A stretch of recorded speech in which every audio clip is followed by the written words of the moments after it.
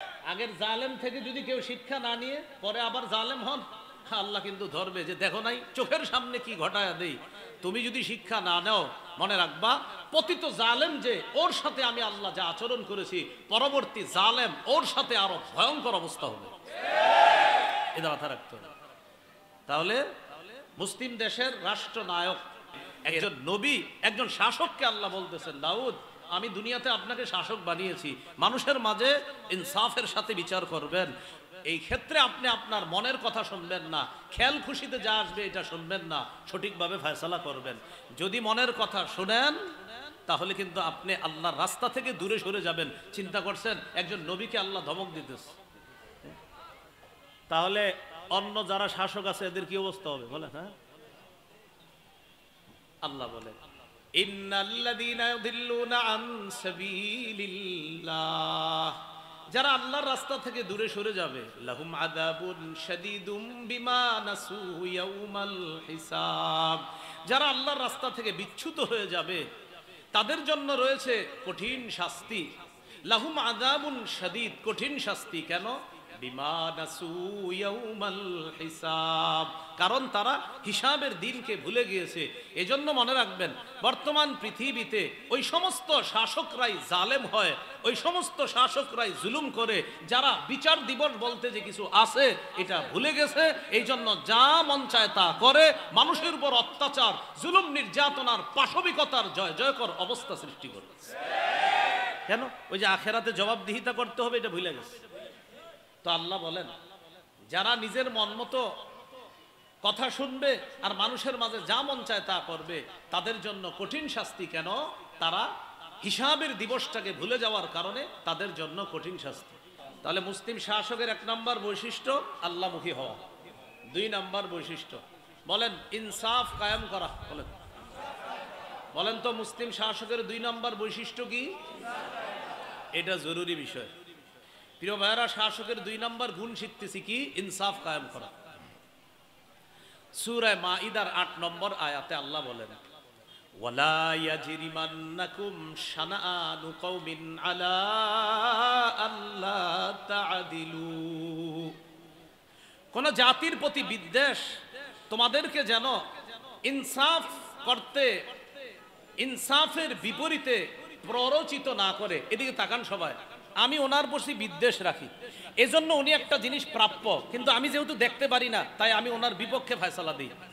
তো আল্লাহ বলেন কোন জাতির প্রতি বিদ্বেষ তোমাদেরকে যেন প্ররোচিত না করে আলা আল্লাহ তা'দিলু, ইনসাফ না করার ক্ষেত্রে তোমাদেরকে যেন প্ররোচিত না করে কোন জাতির প্রতি বিদ্বেষ।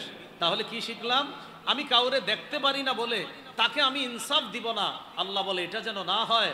কোন জাতির প্রতি বিদ্বেষ তোমাদেরকে যেন ইনসাফ বহির্ভূত কোনো কাজে প্ররোচিত না করে। ইদিলু, ইনসাফ করো, হুয়া আকরাবু লিত্তাকওয়া, এটাই হলো তাকওয়ার সবচেয়ে নিকটবর্তী।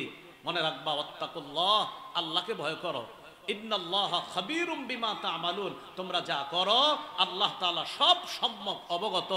অন্যায় করলে কোনো দোষ নাই, অন্যায় করলে এই কথা সেই কথা মানি। যখন কোনো মানুষের কোনো অপরাধ প্রমাণিত হয়, 1 জন 2 জন অপরাধ প্রমাণিত হয়েছে মনে করেন, এখন আমি চিন্তা করলাম আসলে অপরাধটা কার। যদি দেখি যে আমার আত্মীয় স্বজনের কেউ আছে, এটা আমি ধামাচাপা দেওয়ার চেষ্টা করি। আর যারে আমি দেখতে পারি না ওরে কোনো না কোনোভাবে ফাঁসায়া, যদিও লোকটা নিরপরাধ তারপরেও তাকে আমি ফাঁসাই, তার প্রতি আমি অবিচার করি, ইনসাফ করি না। আল্লাহ বলে এটা কইরো না তোমরা। কোন জাতির প্রতি বিদ্বেষ তোমাদেরকে যেন ইনসাফ এর বিপরীতে তোমাদেরকে যেন প্ররোচিত না করে, যেটা ইনসাফ সেটাই করবা। এজন্য সূরা আনআমের 152 নম্বর আয়াতে আল্লাহ বলেন ওয়াইদা কুলতুম ফাদিলু, যখন কথা বলবা সঠিক কথা বলবা। ওয়ালাউ কানাজা করবা, যদিও তোমার সামনে কোনো নিকটাত্মীয় থাকে, থাক নিকটাত্মীয়, যেটা সঠিক সেটাই বলবা। চাই তোমার আত্মীয়ের পক্ষে যাক বিপক্ষে যাক, আমি আল্লাহ যা তোমাকে ইনসাফ করতে বলেছি তুমি সেটাই করতে হবে। অন্যথায় যদি জুলুমের পথ বেছে নাও, আমি আল্লাহ যুগে যুগে জালেমদেরকে যেভাবে শায়েস্তা করেছি সেভাবে তোমাকেও যে কোনো মুহূর্তে আমি আল্লাহ ধরে ফেলতে পারি। এখানে আবার একটা কথা মনে রাখবেন, বলেন আমার সাথে, যে কোনো বলেন পতিত জালেম থেকে পরবর্তীরা যদি শিক্ষা না নিয়ে তারাও জুলুম করে, আগের জালেমের চাইতে পরের জালেমের পরিণতি আরো ভয়ঙ্কর হবে। আগের জালেম থেকে যদি কেউ শিক্ষা না নিয়ে পরে আবার জালেম হন, আল্লাহ কিন্তু ধরবে যে দেখো নাই চোখের সামনে কি ঘটায়া দেই। তুমি যদি শিক্ষা না নাও, মনে রাখবা পতিত জালেম যে ওর সাথে আমি আল্লাহ যা আচরণ করেছি, পরবর্তী জালেম ওর সাথে আরো ভয়ঙ্কর অবস্থা হবে। এটা মাথা রাখতে হবে। তাহলে মুসলিম দেশের রাষ্ট্রনায়ক, এই রাষ্ট্রনায়ক যিনি হবে, মুসলিম শাসকের 2 নম্বর গুণ ইনসাফ প্রতিষ্ঠিত করা। সহিহ বুখারীর একটা হাদিস লিখে রাখার মতো, সারা দুনিয়ার মানুষকে বুক ফুলিয়ে বলার মতো একটা হাদিস। হাদিসটি আমি বলি, বাংলাগুলো মনে রাখলেই চলবে আপনাদের। সহিহ বুখারী 4788 নম্বর হাদিস, কিতাবুল হুদুদ, বাবু কারাহিয়াতিশ শাফাআ ফি হাদ্দিন ইদা রুফিয়া ইলা সুলতান।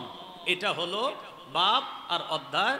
এই হাদিসের মধ্যে আসছে বুখারী 6788, বুখারী 6788, কিতাবুল হুদুদ, বাবু কারাহিয়াতিশ শাফাআ ফি হাদ্দিন ইদা রুফিয়া ইলা সুলতান। এই হাদিসটা আজকে আপনারা শিখবেন, বুক ফুলিয়ে গর্ব করে অন্যদের কাছে বলবেন। বলেন ইনশাআল্লাহ। একটা চুরির ঘটনা ঘটছে মক্কায়। বলেন কিসের ঘটনা? বলেন মাখজুমি নামক সম্ভ্রান্ত বংশীয় এক নারী চুরি করছে। একজন সম্ভ্রান্ত বংশীয় নারী কি করছে? তো সে চুরি করার পর তো চুরির বিচার হলো আপনার হাত কাটা। এখন এটা কিভাবে বিচার একটু হালকা করা যায়, এটা নিয়ে মুসলমানরাও পেরেশানি, যে এই বেচারা কত সম্ভ্রান্ত ব্যক্তি, এর হাতটা কাটা হবে, এটা কেমন দেখা যায়। আয়েশা সিদ্দিকা রাদিয়াল্লাহু তাআলা আনহার বর্ণনা, সাহাবায়ে কেরাম পরামর্শ করে বলল, আগে হাদিসটা শুনেন কি বিষয়টা কি। বিষয়টা হলো আন্না কুরাইশান আহাম্মাতহুম আল মারআতুল মাখজুমিয়াতুল্লাতী সারাকাত। কুরাইশদেরকে খুব ভাবিয়ে তুলল একটা চুরির ঘটনা, যেই চুরিটা করেছে মাখজুমি গোত্রের এক নারী। এই চুরির ঘটনা কুরাইশদেরকে ভাবিয়ে তুলল, মানে খুব ভাবায়া তুলছে। এরকম সম্ভ্রান্ত একটা নারী চুরি করছে, এর ব্যাপারে বিচার হবে এত কঠোর, এটা কেমন হয়। তো কেউ সাহস করে নবীর সাথে কথা বলার সাহস পাচ্ছে না, কারণ আল্লাহ রসুলকে হালকা করার কথা বলার এই সাহস কারো নাই।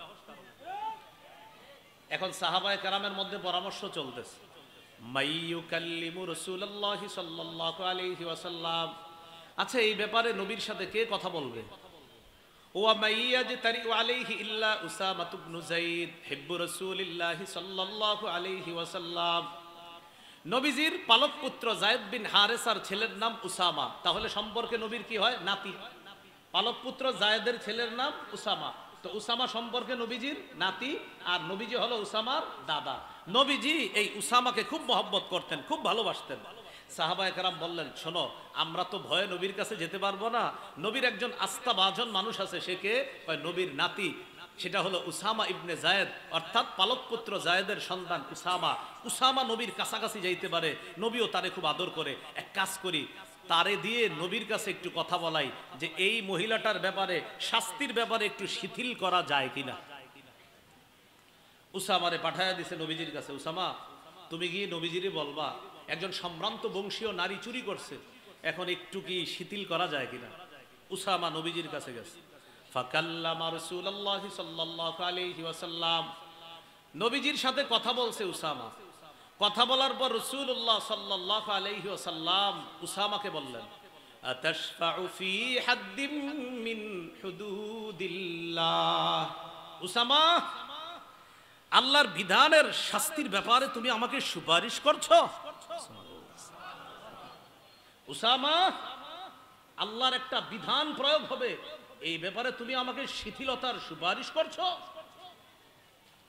নবীজি বুঝতে পারছে যে সাহাবীরা উসামারে পাঠাইছে, নবীজি তাড়াতাড়ি বাইরে গেছে, সবার সামনে গিয়ে দাঁড়াইলেন। সুম্মা কামা ফাখাতাবা, পৃথিবীর শ্রেষ্ঠ রাষ্ট্রনায়ক মুসলমানদের সামনে দাঁড়িয়ে এক ভাষণ দিলেন, যা সারা পৃথিবীতে মুসলমান গর্ব করার মতো একটা ভাষণ আল্লাহ রাসূল দিলেন।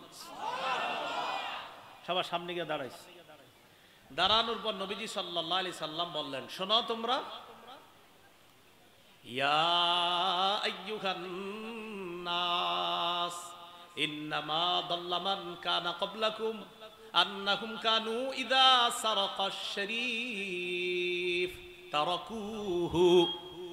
শোনো, তোমাদের পূর্ববর্তী জাতি ধ্বংস হওয়ার অন্যতম একটা কারণ, তাদের মাঝে সম্ভ্রান্ত কোনো ব্যক্তি চুরি করলে তারা তাকে ছেড়ে দিত। নবীজি কেমনে বুঝায় দেখেন, তোমাদের পূর্বে কিছু জাতি ধ্বংস হওয়ার অন্যতম কারণ হলো সম্ভ্রান্ত কোনো ব্যক্তি চুরি করলে তারা তাকে ছেড়ে দিত।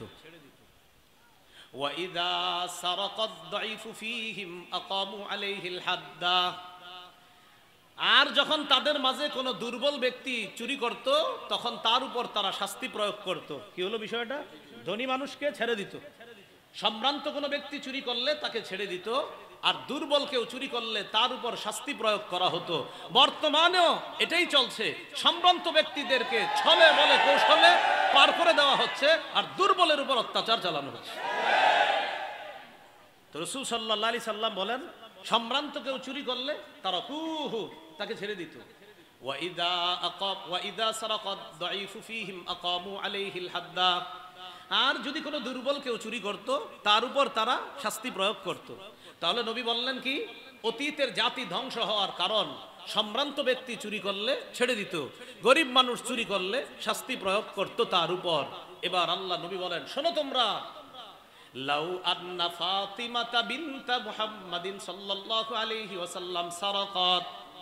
আজকে যদি মাখজুমি গোত্রের ওই নারী চুরি না করে মুহাম্মদ সাল্লাল্লাহু আলাইহি সাল্লামের মেয়ে ফাতেমা চুরি করত, আজকে যদি আমি মুহাম্মদের মেয়ে ফাতেমা চুরি করত, আজকে যদি আমি মুহাম্মদের মেয়ে ফাতেমা চুরি করত, নবীজি বলেন লাকাতা মুহাম্মাদুন ইয়াদাহা, মুহাম্মদ সাল্লাল্লাহু আলাইহি সাল্লাম তার কন্যা ফাতেমার হাত কেটে দিত।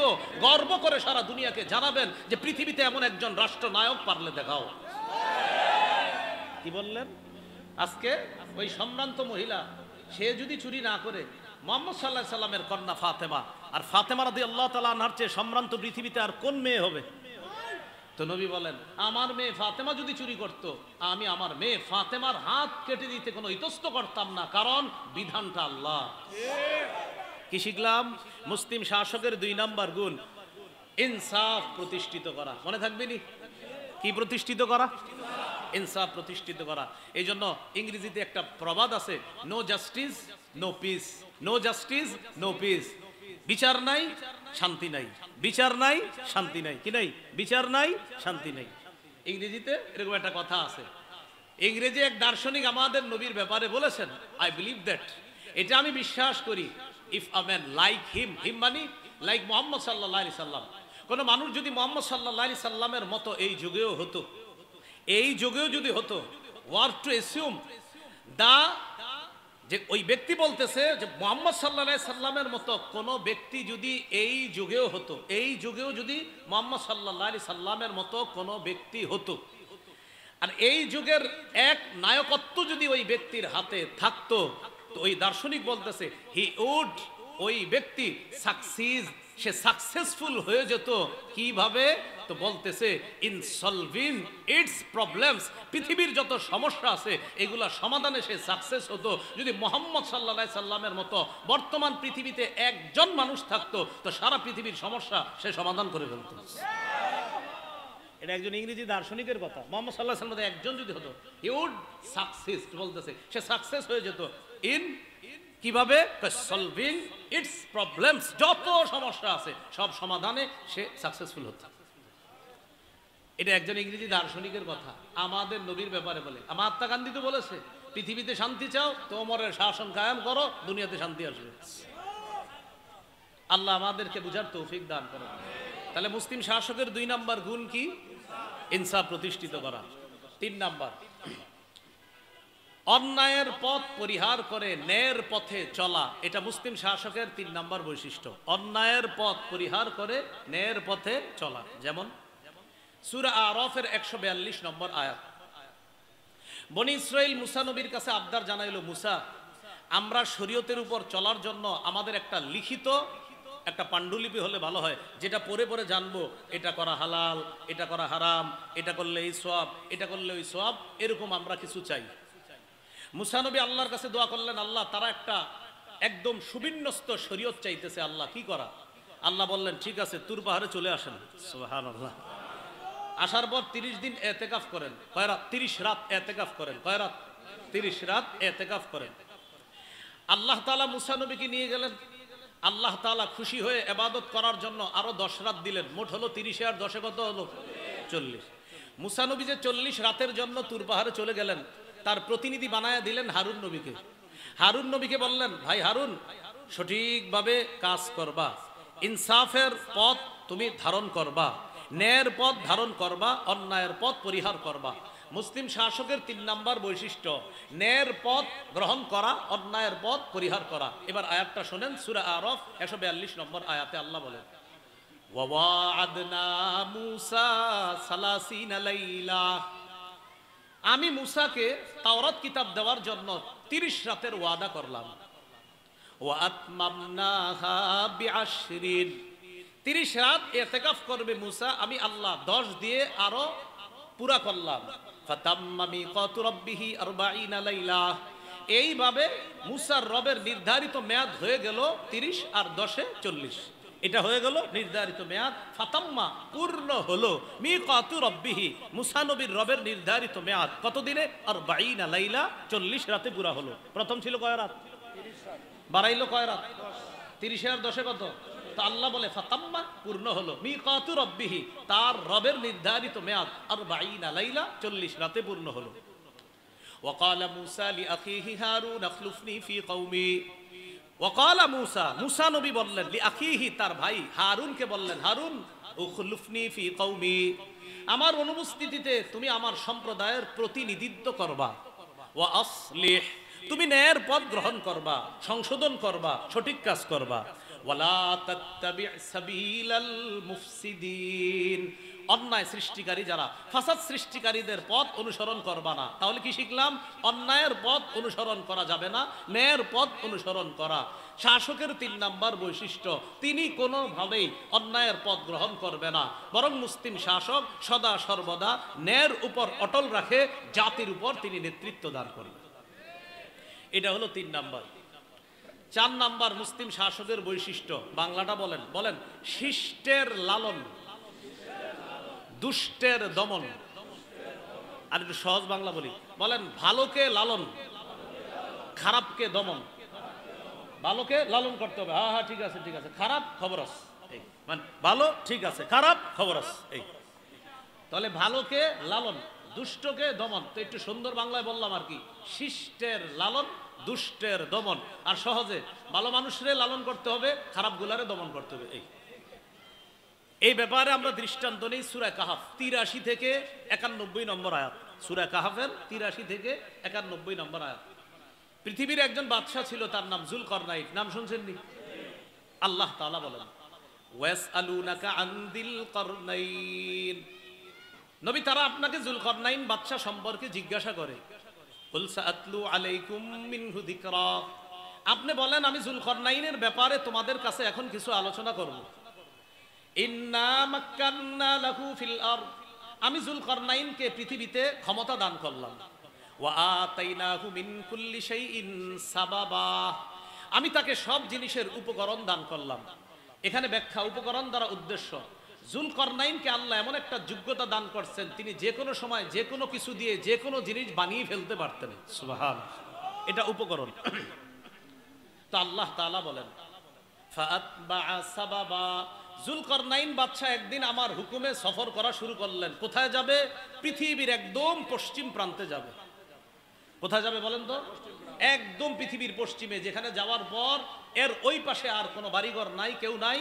এখানে যাবে, যাওয়ার পর একটা সমুদ্রের মতো মনে হবে, কাদা যুক্ত পানি মনে হবে, জলাশয়। ওই জলাশয়ের মধ্যে সূর্যটা ডুবতেছে ডুবতেছে, এমন একটা জায়গায় যাওয়ার জন্য বাদশা যুলকরনাইন রওনা করলেন। সুবহানাল্লাহ। তা আল্লাহ বলেন, হাত্তা ইযা বালাগা মাগরিবাশ শামসি ওয়াজাদাহা তাগরুবু ফি আইনিন হামিআতিন ওয়া ওয়াজাদা ইনদাহা কওমা। বাদশা যুলকরনাইন রওনা করলেন। হাত্তা ইযা বালাগা মাগরিবাশ শামস, তিনি পৌঁছে গেলেন মাগরিবাশ শামস, সূর্য অস্ত যাওয়ার স্থানে তিনি পৌঁছে গেলেন। পৌঁছে যাওয়ার পর দেখলেন তিনি ওয়াজাদাহা তাগরুবু ফি আইনিন হামিআ, তিনি দেখলেন কাদাযুক্ত জলাশয়ের মধ্যে যেন সূর্যটা ডুবে যাচ্ছে সুবহানাল্লাহ। কাদাযুক্ত জলাশয় মানে ওখানে সমুদ্র, আর মনে হচ্ছে কালো অন্ধকার, সেখানে সূর্যটা ডুবে যাচ্ছে। তো আল্লাহ তাআলা বলেন ওয়াজাদা ইনদাহা কওমা, সেখানে বাদশা যুলকরনাইন এক জাতির সন্ধান পেল। সুবহানাল্লাহ, এক জাতি, তবে এই জাতি কাফের, বেঈমান, নাউজুবিল্লাহ বলেন। সুবহানাল্লাহ কেন বললাম? যে সেখানে যাওয়ার পরেও আল্লাহর মাখলুক পাইছে, আর সূর্য ডুবতেছে, ওই পাশে কেউ নাই, বাকি এই পাশে একটা জাতি, বাকি ওই জাতি ছিল কাফের। তো কাফের জাতিকে বাদশা যুলকরনাইন পাইলেন, পাওয়ার পর কুলনা ইয়া যাল করনাইনি ইম্মা আন তুআযযিবা ওয়া ইম্মা আন তাত্তাখিযা ফীহিম হুসনা। ও বাদশা যুলকরনাইন, আল্লাহ বলেন আমি যুলকরনাইনকে বললাম এই কাফেরদের ব্যাপারে আপনার সামনে দুইটা অপশন, ইম্মা আন তুআযযিবা, হয়তো তাদেরকে শাস্তি দিতে পারো, ওয়া ইম্মা আন তাত্তাখিযা ফীহিম হুসনা, অথবা তাদের ব্যাপারে ভালো কোনো পন্থা তুমি গ্রহণ করতে পারো। কয়টা পন্থা? দুইটা। একটা হলো শাস্তি দিতে পারো বা ভালো কিছু গ্রহণ করতে পারো। মনে আসেনি? শিষ্টের লালন, দুষ্টের দমন। বাদশা যুলকরনাইন উনি জবাব দিলেন, উনি মনে মনে নিয়ত করলেন যে আল্লাহ আমি তাদেরকে দাওয়াত দিব, দাওয়াত দিলে তারা আমার দাওয়াত যারা গ্রহণ করবে তাদের সাথে আমি সুন্দর আচরণ করব, আর যারা গ্রহণ না করে উল্টা আমার উপর জুলুম করবে তাদেরকে আমি দমন করব। দেখেন কি বলল বাদশা যুলকরনাইন, বললেন আমার দাওয়াতে যারা সাড়া দিবে, সুন্দর আচরণ করবে, আমি তাদেরকে লালন করব, তাদের সাথে আমি সুন্দর আচরণ করব, আর যারা আমার কথায় সাড়া না দিয়ে উল্টা তাওহীদের বিরোধিতা করে যারা জুলুম করবে আমি তাদেরকে দমন করব। শিষ্টের লালন, দুষ্টের দমন। তো বলতেছে যুলকরনাইন বাদশা বললেন ক্বালা আম্মা মান যালামা ফাসাউফা নুআযযিবুহু সুম্মা ইউরাদ্দু ইলা রাব্বিহি, যে ব্যক্তি জুলুম করবে আমি তাকে শাস্তি দিব, এরপর তাকে তার রবের কাছে ফিরিয়ে দেওয়া হবে। সুম্মা ইউরাদ্দু ইলা রাব্বিহি ফায়ুআযযিবুহু আযাবান নুকরা, তার রব তাকে কঠিন শাস্তি দিবে, এটা হলো রবের কাছে ফিরিয়ে দেওয়া হবে।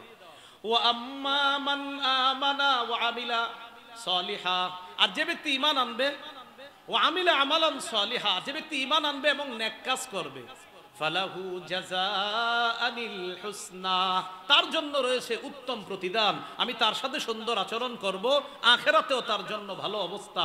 আর যারা জুলুম করবে, আমার কথা শুনবে না, দুনিয়াতে আমি তাদেরকে দমন করব, এরপরে তো আল্লাহ আপনার কাছে তারা যাবে, আর আপনি তো তাদেরকে কঠিন শাস্তি দিবেন।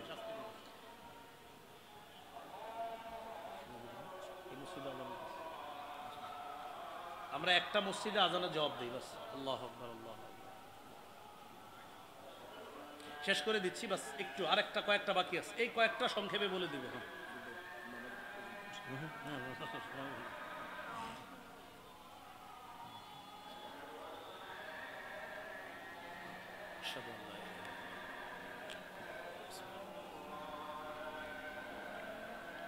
পথ পরিহার করে ন্যায়ের পথে চলা। 4 নাম্বার বৈশিষ্ট্য চলতে ছিল ভালোকে লালন করা, খারাপকে দমন করা। এক্ষেত্রে কঠোর হতে হবে, যিনি শাসক হবে তিনি কঠোর হতে হবে। খারাপ যারা তাদের ব্যাপারে কঠোর, আর ভালো যারা তাদের ব্যাপারে ভালো। তো এই ব্যাপারে আমরা দলিল দিচ্ছিলাম সূরা কাহফের 83 থেকে 91 নম্বর আয়াত পর্যন্ত। বাদশা যুলকরনাইনের দুটি সফরের কথা আল্লাহ এই দুই জায়গায় বলেছে আর কি, মোট 3টা সফর, বাকি এই 91 আয়াত পর্যন্ত 2টা সফর। একটা হলো যুলকরনাইন বাদশার একদম পৃথিবীর পশ্চিম প্রান্তে সফর, সেখানে যাওয়ার পর একদল কাফেরকে পাইলেন। তো তাদের ব্যাপারে তিনি বললেন যারা জালেম জুলুম করবে তাদেরকে আমি কঠিন শাস্তি দিব। ও আম্মা মান আমানা ওয়া আমিলা সালিহা, আর যে ব্যক্তি ঈমান আনবে, নেক কাজ করবে, তার জন্য ভালো পুরস্কার রয়েছে। ওয়া সানাকুলু লাহু মিন আমরিনা ইউসরা, যুলকরনাইন বাদশা বলেন আমি তাকে যখন আদেশ করব, কথা বলার সময় সঠিক কথা, সহজ কথা বলবো, তার সাথে আমার সব আচরণও হবে সহজ। কি শিখলাম? ভালোকে লালন করা, খারাপকে দমন করা, সোজা হিসাব। যেটা উল্টা পাল্টা করবে ওটাকে শাস্তি না দিলে দেশের অবস্থা আরো খারাপ হবে। এ হলো 4 নাম্বার। 5 নাম্বার মুসলিম শাসকের বৈশিষ্ট্য, বলেন জনগণের জন্য অকাতরে বিলিয়ে দেওয়া। জনগণের জন্য দিয়ে দিতে হবে, সব জনগণের দিয়ে দিতে হবে, সব জনগণকে। এটার দলিল নিব আমরা কোত্থেকে? সূরা কাহফের। ও এখানে একটু রয়ে গেছে আগের কথায়, বাদশাহ জুলকরনাইনের একটা সফর ছিল পশ্চিম প্রান্তে, আর একটা ছিল একদম পূর্ব প্রান্তে। পূর্ব প্রান্তে যেখানে সূর্য ওঠে সেখানেও একটা জাতিকে পাইছে। দেখে কি ওই জাতির ঘর বাড়ি নাই, কিচ্ছু নাই, মানে ঘর বাড়ি যে বানাতে হয় এটা তারা জানে না, এরাও কাফের। এরা রৌদ্রের মধ্যে থেকে যে ছায়ার মধ্যে থাকতে হয় এটাও তারা জানে না। তো সেখানেও তার অবস্থা ছিল দুইটা, এক যারা সঠিক কাজ করবে তার কথা মানবে তাদের সাথে সুন্দর আচরণ, আর যারা মানবে না জুলুম করবে তাদেরকে দমন করা। এই হলো আপনার 4 নাম্বার আলোচনা। মুসলিম শাসকের 5 নাম্বার বৈশিষ্ট্য জনগণের জন্য অকাতরে বিলিয়ে দেওয়া। সূরা কাহফের 92 নম্বর থেকে 97 নম্বর আয়াত পর্যন্ত আমি শুধু অনুবাদগুলো বলে যাচ্ছি। বাদশাহ জুলকরনাইন এবার আরেকটা সফর করলেন। মুফাসসিরিনে কেরাম বলেন এই সফরটা হয়েছে পৃথিবীর উত্তরে, আল্লাহ বলেন এই কোরআনে। আল্লাহ শুধু দুইটা বলছে, একটা বলছে পশ্চিমে আরেকটা বলছে পূর্বে। 3 নাম্বার সফরের কথা কোরআনে আছে, কিন্তু কোন দিকে সফর এটা আল্লাহ সরাসরি বলে নাই। তবে মুফাসসিরিনে কেরাম ক্যালকুলেশন করে বলেন 3 নাম্বার সফরটা হয়েছে পৃথিবীর উত্তরে। বাদশাহ জুলকরনাইন সেখানে গেলেন। যাওয়ার পর হাত্তা ইদা বালাগ বাইনাস সাদ্দাইন, 2 পাহাড়ের মাঝে গিয়ে পৌঁছলেন। সেখানে গিয়ে পৌঁছার পর এক জাতি পাইলেন, যেই জাতি বাদশাহ জুলকরনাইনের কথা বুঝে না, লা ইয়াকাদুনা ইয়াফকাহুনা কাওলা, জুলকরনাইনের ভাষা বুঝে না। বাদশাহ জুলকরনাইন চিন্তা করলেন এদেরকে বুঝানো যায় কেমনে, তখন তিনি ইশারার মাধ্যমে তাদের সাথে কথা বলা শুরু করলেন। সুবহানাল্লাহ। মুফাসসিরিনে কেরাম লেখেন আরেকটা হলো দুবাসীর মাধ্যমে, একটা হলো ইশারায়, যে ইশারায় হ্যাঁ বলো বলো তোমরা বলো, এরকম ইশারায় কথা বললেন। তখন ওই পাহাড়ের যারা মাঝখানে আছে তারা বলল, ও বাদশাহ জুলকরনাইন, এই পাহাড়ের ওই পাশে 2টা জাতি আছে, একটার নাম ইয়াজুজ আর একটার নাম মাজুজ। ইন্না ইয়াজুজা ওয়া মাজুজা মুফসিদুনা ফিল আরদ, তারা পৃথিবীতে খুব ফাসাদ সৃষ্টি করে। তারা পাহাড়ের এই পাশে আইসা মাঝে মাঝে আমাদের বাড়ির উপর হামলা করে, লুটতরাজ করে, ডাকাতি করে। আমরা বড় সমস্যার মধ্যে আছি। ও বাদশাহ জুলকরনাইন, একটা ফয়সালা করেন না, কিছু করা যায় কিনা?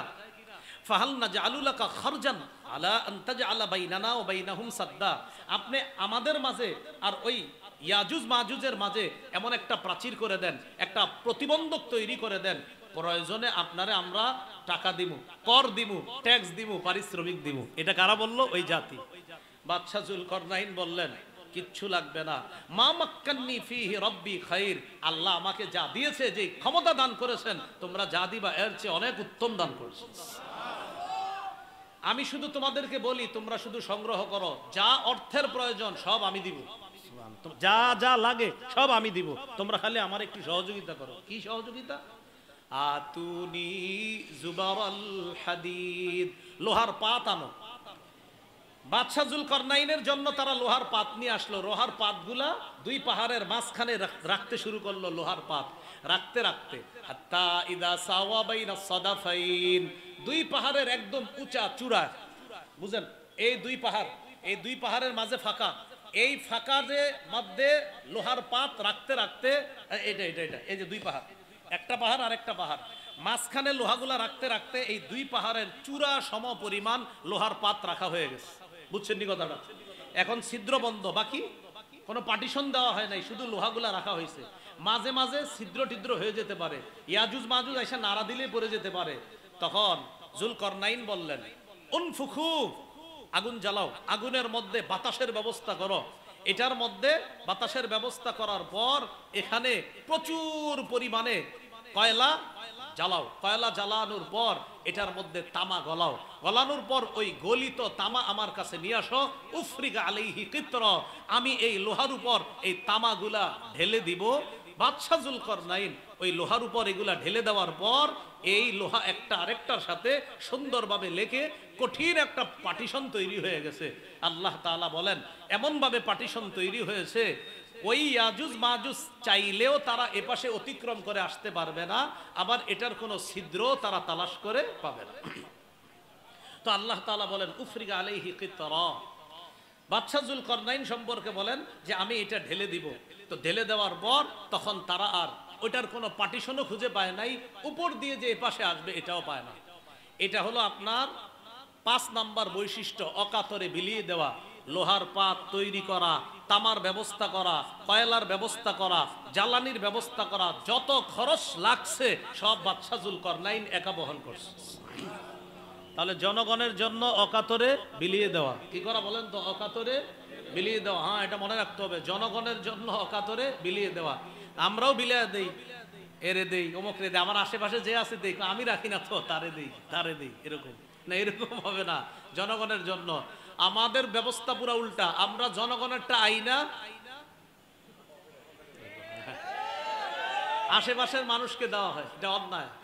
এটা হলো 5 নাম্বার বৈশিষ্ট্য। 6 নাম্বার, শাসকের 6 নাম্বার বৈশিষ্ট্য বলেন, জনগণের জন্য কিছু করতে পারা, সৌভাগ্য মনে করা, নিজেকে জনগণের খাদেম মনে করে জনগণের জন্য কিছু করতে পারার, বলেন, কৃতিত্ব সম্পূর্ণ আল্লাহকে দেওয়া। এটা হলো 6 নাম্বার বৈশিষ্ট্য। আমি কিছু করতে পারলাম, এটা আল্লাহর অনুগ্রহ। দলিল সূরা কাহফের 98 নম্বর আয়াত। বাদশাহ যুলকারনাইন এত কিছু করার পর তিনি বললেন, রহমাতুম মির রব্বি, এই যে আমি এতগুলা কাজ করলাম, এটা আমার কোনো যোগ্যতা না, আমার রবের দয়া, তাই আমি এটা করতে পারছি। এটা হলো 6 নাম্বার বৈশিষ্ট্য। 7 নাম্বার, রক্ষণাবেক্ষণে যথেষ্ট যোগ্য হওয়া, বিচক্ষণ হওয়া, এই বিষয়ে জ্ঞান থাকা। কিসে? রক্ষণাবেক্ষণ।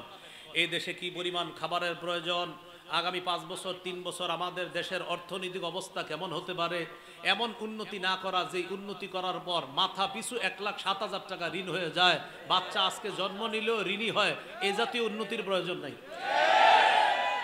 এটা আসলেই ঠিক।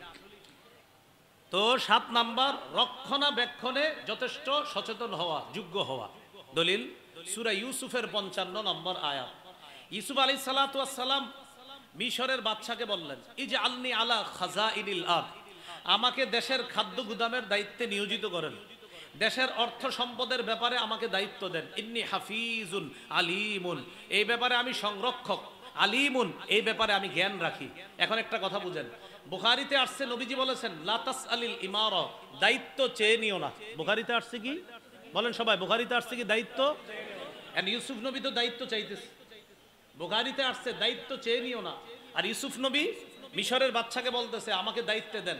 এটার ব্যাখ্যা হলো, যেই দেশে দায়িত্ব সঠিকভাবে চলতে থাকে সেখানে দায়িত্ব নতুন করে আপনি চেয়ে নেবেন না। অন্যরা যদি সঠিকভাবে দেশ চালায় সেক্ষেত্রে আপনি দায়িত্ব চাওয়া দরকার নাই। কিন্তু যেই দেশে জুলুম নির্যাতনে ভরবে সেখানে সৎ যোগ্য মানুষ নিজে আইসা দায়িত্ব নেওয়া, এটা সূরা ইউসুফের 55 নম্বর আয়াতের দলিল। আবার বুঝেন, শুধু ঠিক না করে বুঝেন একটু। দায়িত্ববান যারা থাকবে সেখানে দায়িত্ব চাওয়া নিষেধ, কিন্তু যা সব অযোগ্য লোকে যদি ভরে যায় সেখানে যোগ্য লোক এগিয়ে এসে বলতে হবে, আমারে বানান, আমি আমানতদার, আমার দ্বারা দেশের ক্ষতি হবে না। এটা সূরা ইউসুফের 55 নম্বর আয়াত। ইউসুফ আলাইহিস সালাতু ওয়াস সালাম মিশরের বাদশাকে বললেন, ইজআলনি আলা খাজাইনিল আরদ, আমাকে খাদ্য ভাণ্ডারের দায়িত্ব দেন, এটা রক্ষণাবেক্ষণের দায়িত্ব আমাকে দেন। ইন্নী হাফিজুন, আমি সংরক্ষক, আলিমুন, আর এই বিষয়ে আমার যথেষ্ট জ্ঞান আছে, মানে অর্থ সম্পদ কিভাবে খরচ করতে হবে এই ব্যাপারে আমার জ্ঞান আছে। এটা হলো 7 নাম্বার গুণ শাসকের। শাসকের 8 নাম্বার গুণ, শাসক আমানতদার হবে। বলেন সবাই জোরে, আরো জোরে বলেন, বলেন কি হবে? আমানতদার। সূরা নিসার 58 নম্বর আয়াতে আল্লাহ বলেন, ইন্নাল্লাহা ইয়া'মুরুকুম আন তু'আদ্দুল আমানাতি ইলা আহলিহা, নিশ্চয়ই আল্লাহ তাআলা তোমাদেরকে আদেশ করেন, আন তু'আদ্দুল আমানাতি ইলা আহলিহা, তোমরা আমানত যথাযথভাবে যেই ব্যক্তি হকদার তার কাছে পৌঁছা দেওয়ার ক্ষেত্রে আল্লাহ তোমাদেরকে আদেশ করেন, আল্লাহ তোমাদেরকে হুকুম করেন। তাহলে আমানত যথাযথভাবে পৌঁছে দেওয়ার যোগ্যতা থাকা, এটা হলো রাষ্ট্রের শাসকের 8 নাম্বার গুণ। 9 নাম্বার গুণ, এটা আমার সাথে সবাই একটু জোরে বলবেন, বলেন, ঘুষ গ্রহণ না করা। 3 বার বলেন, আবার বলেন। যিনি শাসক হবে তিনি কি গ্রহণ করবে না? বলেন সূরা নামল 35-36 নম্বর আয়াত। তাহলে খালি মনে এখানে, এবার আমি মূল হিস্ট্রিটা বলি।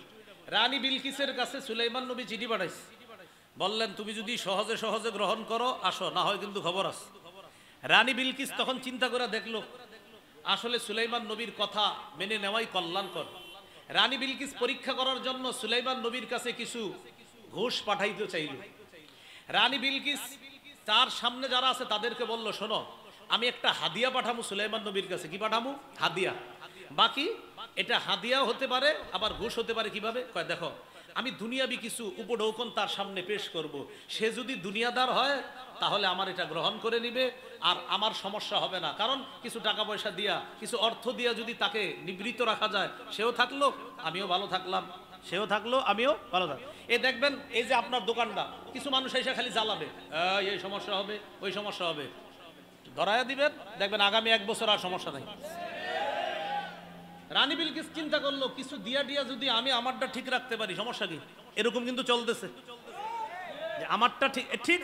আপনারা যে বলতেছেন হুজুর আপনি কি তাফসিরে এটাই আসছে, রানী বিলকিস বলতেছে আমি যদি কিছু দিয়ে আমার রাজত্ব টিকাইতে পারি, সমস্যা কি?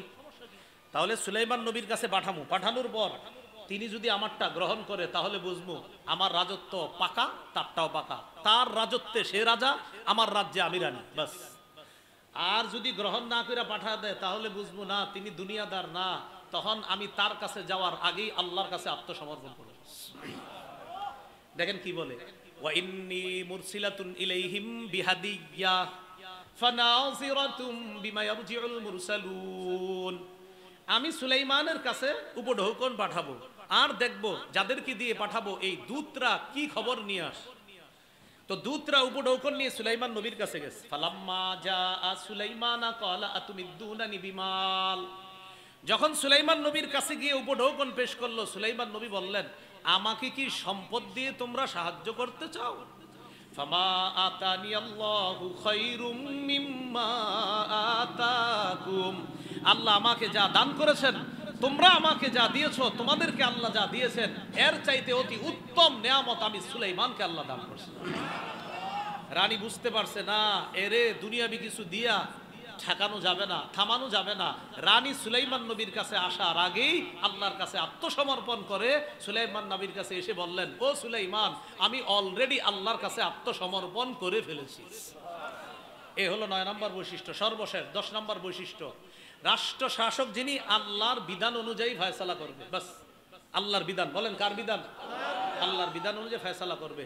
সূরা মাইদার 48 নম্বর আয়াতে আছে, আল্লাহ তাআলা বলেন, আমি আপনাকে কিতাব দিলাম, সত্য কিতাব, মুসাদ্দিকাল লিমা বাইনা ইয়াদাইহি মিনাল কিতাব, যে কিতাবটা তার আগের তাওরাত ইনজিলকে সত্যায়নকারী, ওয়া মুহাইমিনান আলাইহি, তাওরাত ইনজিলের বিষয়গুলো সংরক্ষণকারী। ফাহকুম বাইনাহুম বিমা আনজালাল্লাহ, নবী আপনি তাদের মাঝে বিচার করেন যেইভাবে আল্লাহ নাজিল করেছে, যা আল্লাহ নাজিল করেছে আল্লাহর বিধান অনুযায়ী বিচার করেন। সর্বশেষ সূরা মাইদার 50 নম্বর আয়াতে আল্লাহ বলেন, আফা হুকমাল জাহিলিয়াতি ইয়াবগুন, তারা কি জাহিলি বিচার চায়? তারা কি জাহিলিদের বিচার চায়? জাহিলি শাসন ব্যবস্থা চায়? নবী আপনি বলেন, ওমান আহসানু মিনাল্লাহি হুকমান লিকওমি ইউকিনুন, যারা বিশ্বাসী তাদের জন্য আল্লাহর চাইতে উত্তম বিধানদাতা আর কে আছে? তাদের জন্য আল্লাহর চাইতে উত্তম বিধানদাতা আর কে আছে? এই রাষ্ট্রের শাসকের 4টা করণীয় জানলাম আর 10টা গুণ জানলাম। আল্লাহ আমাদের এই বাংলাদেশও এমন একজন মুসলিম শাসক যেন আল্লাহ তৈরি করে দেয়। আমিন ওয়া আখিরু দাওয়ানা আলহামদুলিল্লাহ।